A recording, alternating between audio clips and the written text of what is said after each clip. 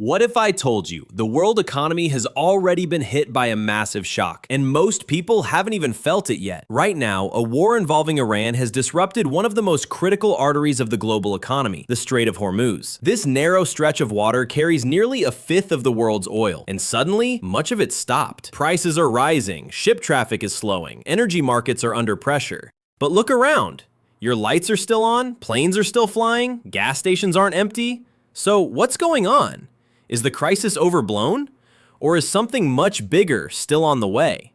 Here's the truth. What you're seeing right now is a delay. Because global oil doesn't move instantly. It moves slowly on massive tankers traveling across oceans at the speed of a bicycle. That means even after the supply is cut off, millions of barrels are still floating across the world, heading toward refineries, ports, and cities.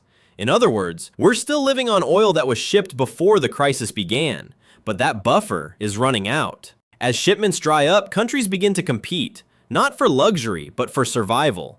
Every nation starts bidding for the same shrinking supply, and that drives prices higher for everyone. This is how a global oil shock begins.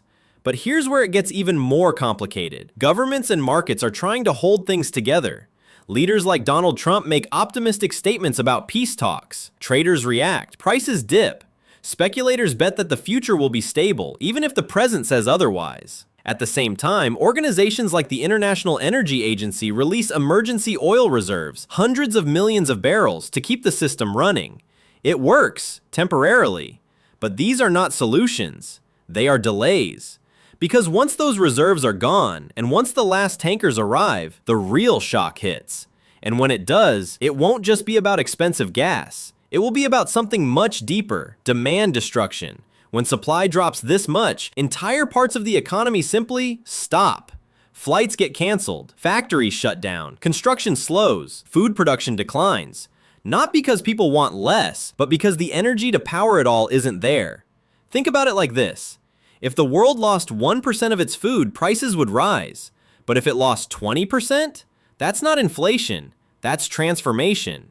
And energy is the foundation of everything. Transportation, technology, heating, food supply. So when energy disappears, the world doesn't just get more expensive, it gets smaller. Even if the war ended tomorrow, the damage is already done. Refineries destroyed, pipelines damaged, infrastructure crippled.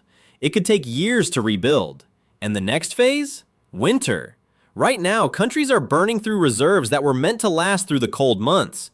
So when winter comes, the real shortages begin.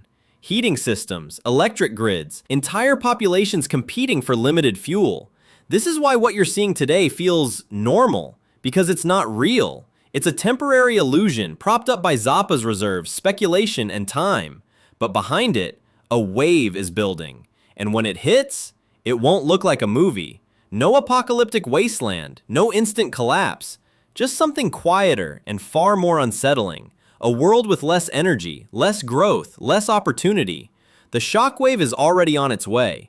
We saw the flash. Now we're waiting for the impact.